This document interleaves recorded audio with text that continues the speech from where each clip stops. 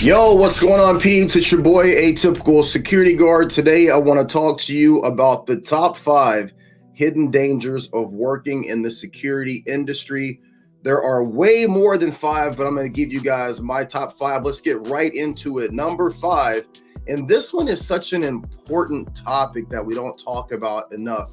The hidden danger to your ego. Listen, as a grown adult male or grown adult female, when you're working in security, the absolute first thing that you have to deal with, and if we're being 100% honest, let's be honest here, the first thing that you have to deal with is the fact that you are working as a security guard. I don't care who you're talking to, I don't care who you're interacting with, they would be lying to you if from the very onset, when they take the job as a security guard in most general circumstances or situations, there is a little bit of a feeling of embarrassment. It's just not something that most people historically have desired to do. Most people don't set out with their goal in life to be a security guard. So, right from the very onset, when someone is coming into this industry, there is a sense of a little bit of a bruise to your ego. Now, that's before you even set foot on your first site, your first location, or work your first job. Every single person knows, whether you're in the industry or you just have the benefit of interacting with security on a day-to-day basis as you're going through your life, you know that security guards get disrespected, they get talked down to, you literally and figuratively get spit on, you get called out of your name, you get threatened, you get challenged. It is one of the hardest jobs that I think that a person can do in terms of dealing with the issues that come along with bruising your ego. This is one of the hidden dangers that we don't talk about enough. And the issues of having your ego bruised or having your ego placed in check,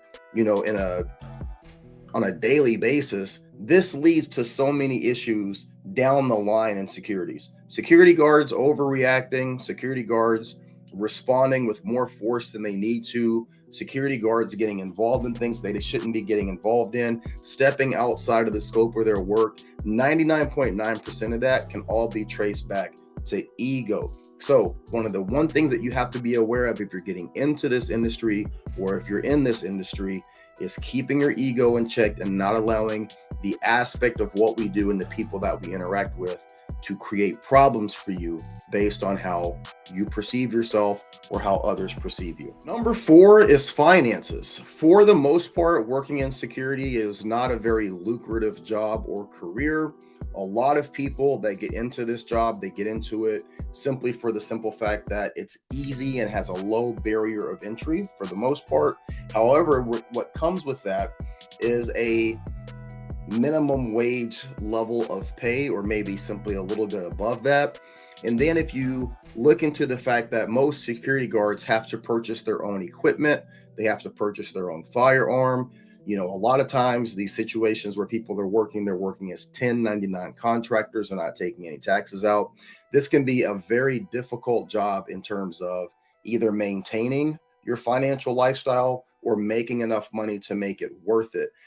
A lot of times security guards are putting in a lot of hours, they're working a lot of different locations, a lot of different sites, but financially it's just not worth what they're putting out in terms of the amount of time and travel that they're putting into it, or the equipment that they're being forced to purchase for themselves in order to perform their job. Number 3 would be your relationships.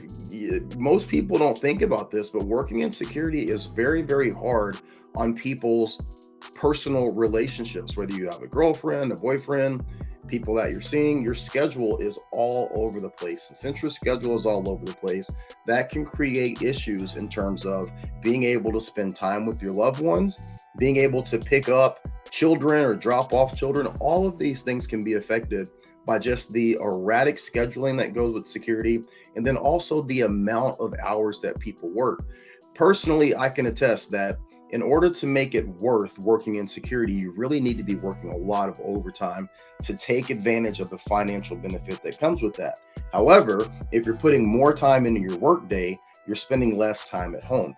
That is going to create problems with your girlfriend, your boyfriend, your husband, your wife. There's just no simple way around it. If you do not have a person in your life, in your relationship status, that understands and agrees with what you're doing in terms of what your goals are, where you're trying to get to financially, if they're not 100% on board with that, the erratic scheduling and the long hours can play an absolute just fit on your relationships. And you see a lot of people losing their relationships, breaking up with their girlfriends or boyfriends, or ending up in divorce simply because of the career choice that they're in.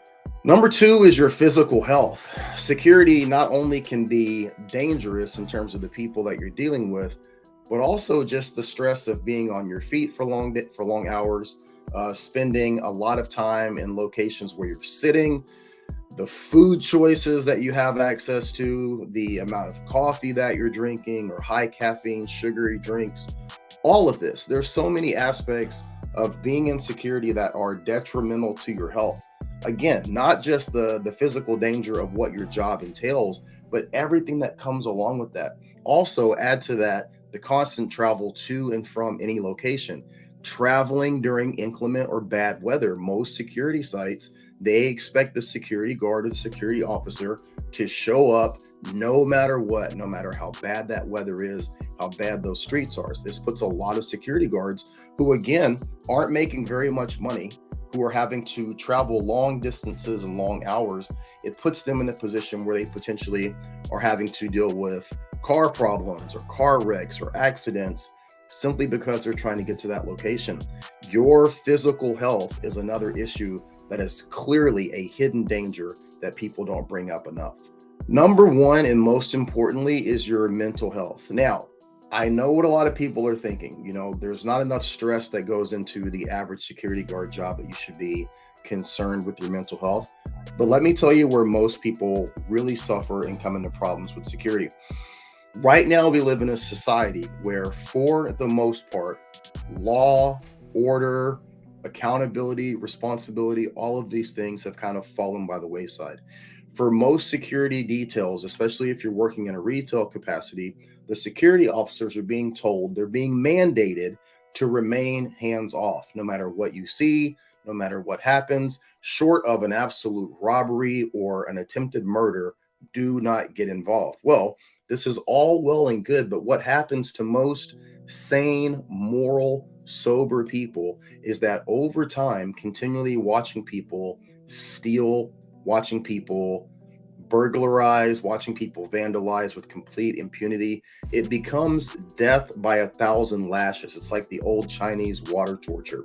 And this tends to send security guards over the edge. And I think that when you see security guards that find themselves in excessive use of force, situations where they've gone hands-on where they didn't have to, a lot of times it's the culmination of them standing in one spot and watching lawless behavior for months or years on end. And most people, they simply snap.